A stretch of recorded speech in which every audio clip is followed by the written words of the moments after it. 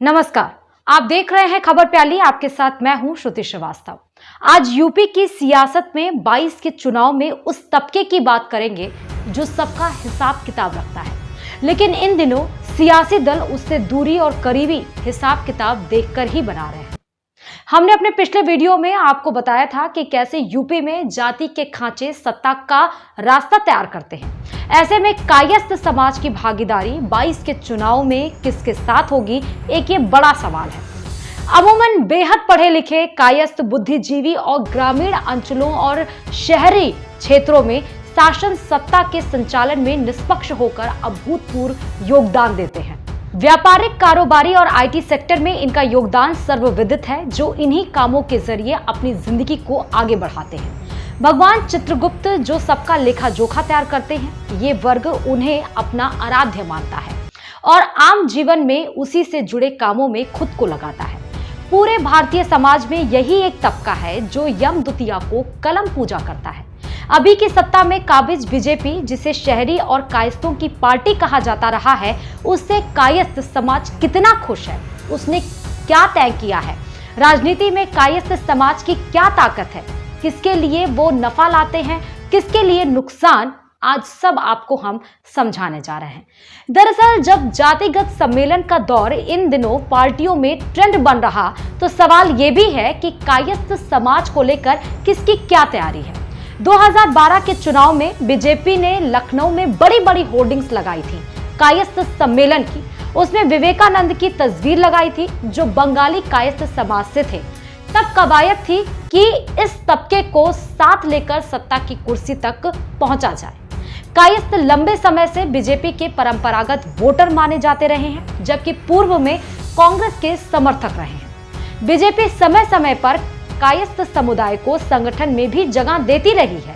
Party की मौजूदा social engineering में कायस्थों की भागीदारी पर विपक्ष दलों को मौका मिल गया है कि वह इस बहाने बीजेपी पर हमला बोले।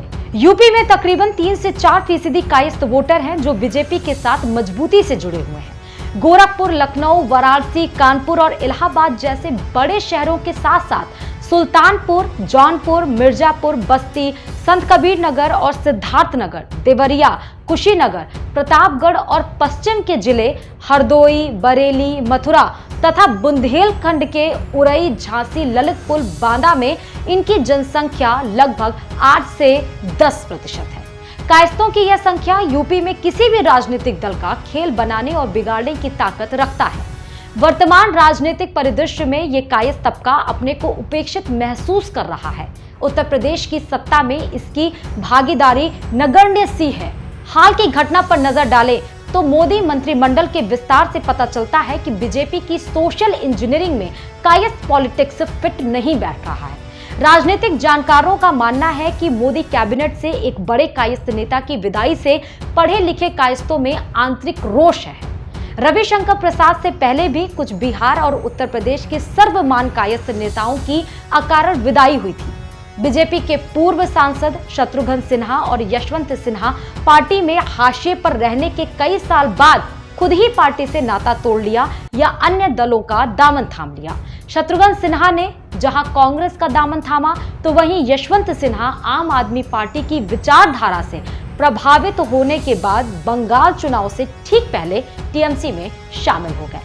बता दें कि 90 के दशक से ही यशवंत सिन्हा, शत्रुघ्न सिन्हा और रविशंकर प्रसाद बीजेपी में कायस्थ समुदाय का प्रतिनिधित्व करते आ रहे थे। जानकार कहते हैं कि कायस्थ जाति पढ़ाई लिखाई में आगे रहने के बावजूद यह नहीं समझ पाई कि लोकतंत्र में बुद्धि से अधिक जरूरी है वोट की ताकत। 1952 के बिहार विधानसभा के चुनाव में कायस्थों विधायकों की संख्या 40 थी। बिहार के 2010 के विधानसभा चुनाव में यह संख्या घटकर 4 और बीते विधानसभा चुनाव में भी यह संख्या सिंगल डिजिट से आगे नहीं बढ़ पाई। कायस्थों के पारिवारिक रिश्ते यूपी बिहार से होते हैं। अगर बात यूपी की करें तो देश के पूर्व प्रधानमंत्री लाल बहादुर शास्त्री के बाद यूपी में कोई बड़ा कायस्थ नेता आज तक पैदा नहीं हुआ जो केंद्र की राजनीति में अहम योगदान किया हो। योगी कैबिनेट में भी फिलहाल सिद्धार्थ नाथ सिंह कायस्थ समाज का प्रतिनिधित्व कर रहे हैं, परंतु सिद्धार्थ नाथ सिंह इलाहाबाद को छोड़कर प्रांत के अन्य क्षेत्रों के कायस्थ समाज से भावनात्मक रूप से कम ही जुड़ पाए हैं। कहानी तो ये भी है कि जब बीजेपी के प्रदेश अध्यक्ष स्वतंत्र देव सिंह ने 2022 के विधानसभा चुनाव को लेकर पार्टी का नेतृत्व करने के लिए 42 पदाधिकारियों को शामिल करते हुए जब उनके नामों की घोषणा की तो इसमें किसी कायस्थ नेता को स्थान ही नहीं मिला था। नतीजतन शहर भर में कायस्थों जाग जाओ नहीं तो हमेशा के लिए सो जाओ के पोस्टर लगे। विरोध के बाद भी ये माना जा रहा है कि ये वर्ग बीजेपी का साथ देगा, पर दूसरे दल इन हालातों को समझ रहे हैं। यानी अब उत्तर प्रदेश में कायस्थ समुदाय के वोटों को साधने को लेकर बीजेपी और सपा में सियासी जंग छिड़ गई है। लोकसभा से लेकर मेयर और विधान परिषद के चुनाव में बीजेपी ने किसी कायस्थ को टिकट नहीं दिया था, जबकि सपा ने लोकसभा में एक टिकट दिया और झांसी से मेयर का प्रत्याशी दिया था। इसके अलावा आशुतोष सिन्हा को काशी स्नातक निर्वाचन क्षेत्र से अपना उम्मीदवार बनाकर कायस्थ समाज को साधने का संदेश दिया था। बीजेपी ने 2017 में 5 कायस्थ को टिकट दिया था, जबकि सपा ने 3 को टिकट दिए थे। विपक्ष अब बीजेपी पर कायस्थ वोट को लेकर उसे सियासत में किनारे करने की राजनीति करने का आरोप लगा रहा है।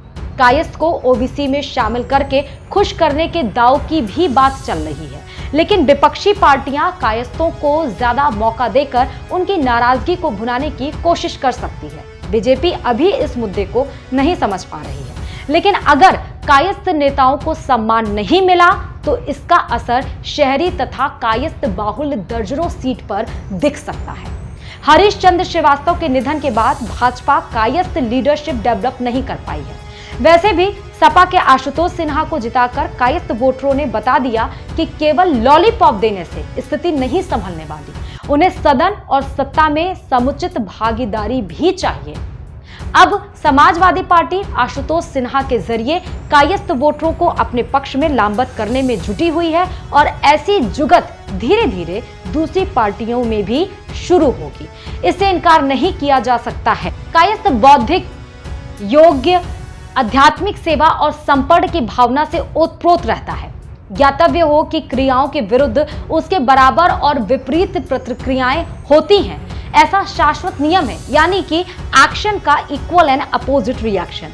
जहां एक तरफ राष्ट्रवादी विचारधारा, जात पात से दूर रहने वाली भारतीय जनता पार्टी जैसी बड़ी पार्टियां जातिवाद का खुला खेल सत्ता में पुनः वापसी के लिए कर रही हैं, कहीं ऐसा ना हो कि इससे मर्माहत होकर कायस्थ अपने जाति के प्रति उपेक्षाओं से विक्षुब्ध होकर कोई बड़ा सामूहिक निर्णय लेकर परिवर्तित ना हो जाए। लेकिन सवाल ये है कि ये सब कुछ देखने वाला कायस्थ समाज खुद क्या सोचता है, उसके हित किसके साथ रहने पर लंबे समय तक होंगे, बीजेपी से दूर क्या सही फैसला होगा, ये भी तय करना होगा, क्योंकि सवाल केवल प्रतिनिधित्व का नहीं, सम्मान और कायस्थ समाज के आगे बढ़ने का भी है।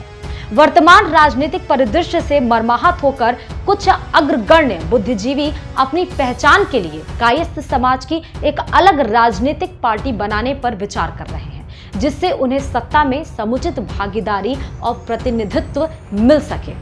और इसी भागीदारी को लेकर कायस्थ अब अलर्ट पर है। उसे समझ में आ रहा है कि उसे समाज में किस तरीके से किनारे लगाया जा रहा है, लेकिन बुद्धिजीवी होने के नाते कायस्थ ये भी समझ रहा है कि वो किनारे का नहीं बल्कि सत्ता में रहने के लायक है। इसीलिए अब सत्ताधारियों को और विपक्षियों को कायस्थ के तरफ ध्यान देने की जरूरत है, क्योंकि ये भी एक बड़ा वोट बैंकर है। किसी और खबर के साथ आपके बीच हाजिर होंगे, तब तक के लिए नमस्कार।